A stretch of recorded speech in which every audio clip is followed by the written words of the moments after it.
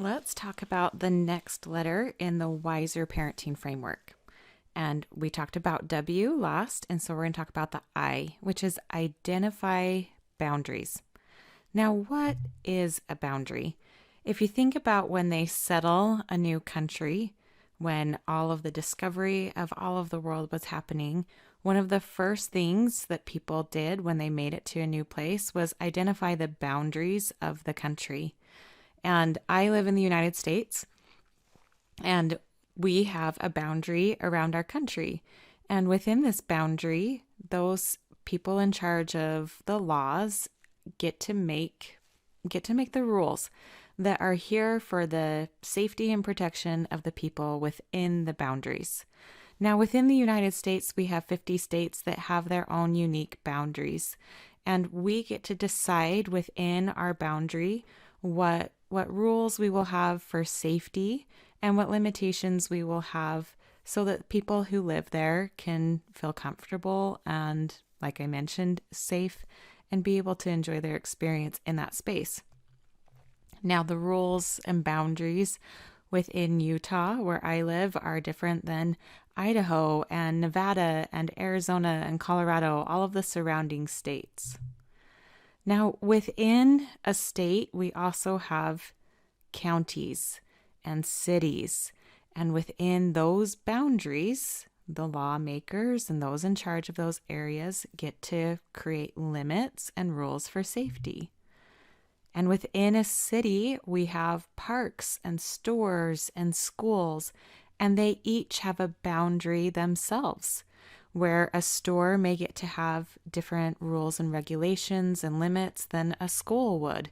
And there's certainly different rules and boundaries and limitations within a park. Things that are okay in a park may not be okay in a school or in a store. And so the owners of whatever is within that boundary get to make the limits and create the rules. Now, you have a home, and regardless of if you own the home or if you rent the home, you are like the lawmaker, and you get to create, you have this boundary around your home, and you get to create the limitations and the rules for safety for everybody that lives within the home. Now, within the home, we also have individuals. It's made up of you and your kids. And if you can imagine a pretend bubble that goes around you, that's your personal boundary. And you get to decide, just like a lawmaker would for a country, you get to decide what's okay to cross into your boundary and what rules and limitations you have for your own personal safety. So if you feel like you should be that you should be spoken to respectfully, that's totally okay. That's your personal boundary. If you want people to respect your privacy or your property, that's okay. That's your personal boundary. And you get to decide what is okay and what isn't. Same thing for your home. You get to decide what's okay and what isn't within your home.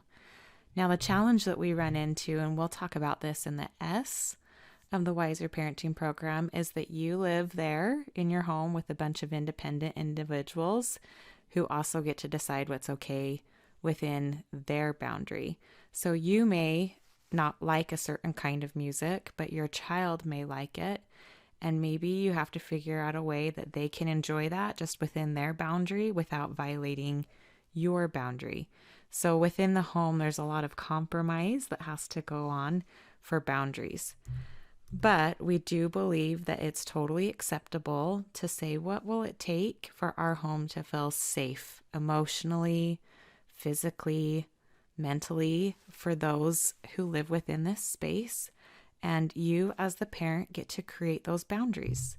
And what will it take for you to feel safe emotionally and physically and mentally and in all the ways? And you get to decide for yourself what is okay and what's not. And then we've got to let our kids have their own boundaries and they decide on their own for themselves. And like I said, we'll talk about that more in the next video. or in the next section. So, a question that we like to ask is, what do wiser ranchers and wiser parents have in common? It's kind of a dorky question, but stick with me for a minute while we work on this analogy. I live in a rural area and we have a lot of ranchers out here. And one of the things that we learned when we moved out here is that the cows like to lean up against a fence to see if they can get the fence to fall down, and then the cow likes to break out. We've been driving down the road and found a stray cow here and there, and then we have to find out which rancher it belongs to and help them get their cow back. So a cow will go up and lean against the fence day after day after day to see if they can get that boundary to fall and if they can run wild. And wise ranchers will check their boundaries frequently, and they will check them daily to tighten up anywhere that the cow has been pushing up against, so that the cow starts to learn it's not really worth their time to be pushing against the boundary. They are better served to just spend their time grazing because they know that the boundary will be firm and that they can't get out. And so what we see as a wise ranching technique, we also see that as a wise parenting technique.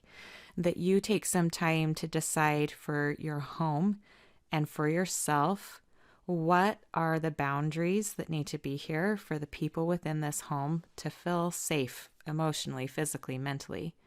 And then you set those boundaries up, and then you hold firm to those boundaries. And your kids are like cows. Don't tell them I said that. That might offend them. But they will test the boundaries. They'll lean up against those boundaries day after day after day. And if they lean up against a boundary and it does fall down, that tells them that leaning on it was a good idea and it gets them what they want. And so they should continue to do it. So with boundaries, we've got to keep them really firm, pick the ones that really matter, and then keep them there every single day, even when the kids are leaning up against it, and continue with that path. Another way that wise parents are like wise ranchers is that wise parents will see that little cows who aren't very good at thinking for themselves yet need really tight boundaries, that they need a small area to graze in. We need to keep the boundaries really small there, but that as they age, we've got to back the fences up more and more and more so that they have a wider pasture to be in. And with our kids, that means that they're getting to experience more things, choose more things, live with the outcomes of more things. Because the hope is that by the time that they're 18 and ready to leave the house, that we have moved the fences back so far that they don't feel controlled by us, but rather they are starting to create their own boundaries. That starting from the time that they're little and moving on, that they're creating more and more of their own personal boundaries based on experiencing life and finding out what works for them and what doesn't. So we'll refer back to our rancher later, but we just want to keep that in your mind, that whatever boundaries you choose, you got to keep those tight every day because the kids will test them. And that the younger they are, the tighter the fences need to be around them, but you've got to back those fences up as they age so that they don't fight for control and they have an opportunity to start setting up their own personal boundaries that will carry them into their adult life.